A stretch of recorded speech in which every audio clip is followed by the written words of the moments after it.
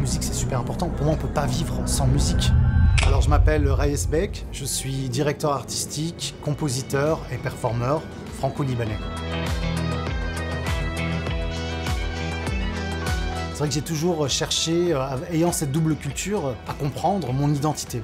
Je pense qu'aujourd'hui on a beaucoup de questionnements par rapport à notre identité ou nos objectifs dans la vie. Pour moi c'est pareil.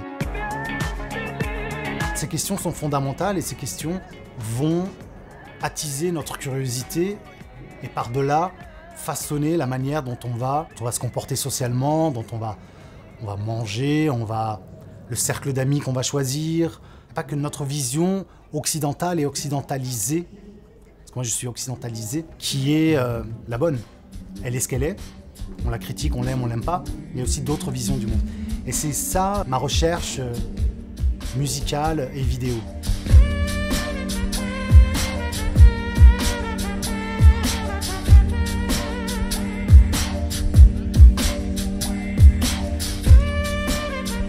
Dans les années 90, en fait, j'étais un des premiers à rapper en arabe.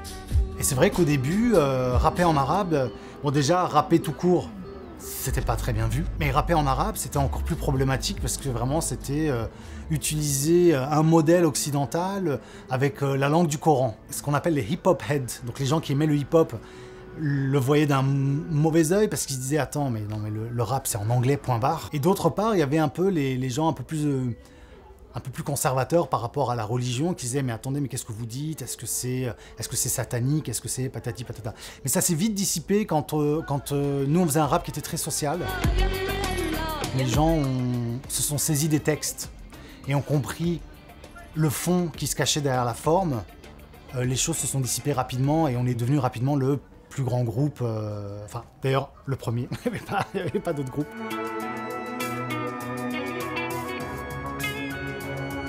Et après, j'ai fait plein d'albums, après je suis parti en solo, d'où mon nom d'artiste Raïs Bek. Et après j'ai shifté, j'avais envie de faire autre chose. J'avais envie de travailler sur d'autres formes et musicales et visuelles.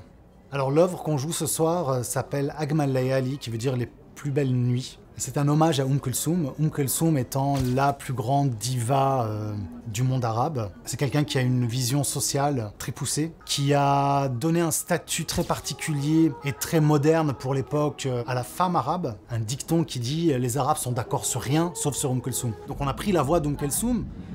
Grâce à l'IA, on a enlevé l'orchestre et on a réorchestré en mode électronique. Et on a ajouté de la vidéo, des vidéos en noir et blanc, des vidéos assez dures, des années 1930, des films d'auteur, de l'époque Kulthum. Et on a fait un travail qui va au-delà Kulthum. On n'est pas là pour reprendre, pour faire des covers Kulthum. On est là pour innover, on est là pour expérimenter.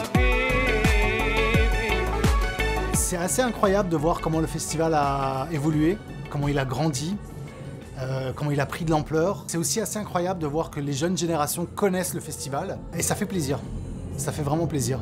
Parce que ça donne aussi une image du monde arabe qui est complètement différente de ce qu'on voit aujourd'hui dans les médias et ça, on n'en peut plus. On n'en peut plus de vivre ce qu'on vit aujourd'hui avec tout ce qui se passe à Gaza, avec toutes ces atrocités, ce qui se passe au Liban. On n'en peut plus de l'impérialisme américain, quoi.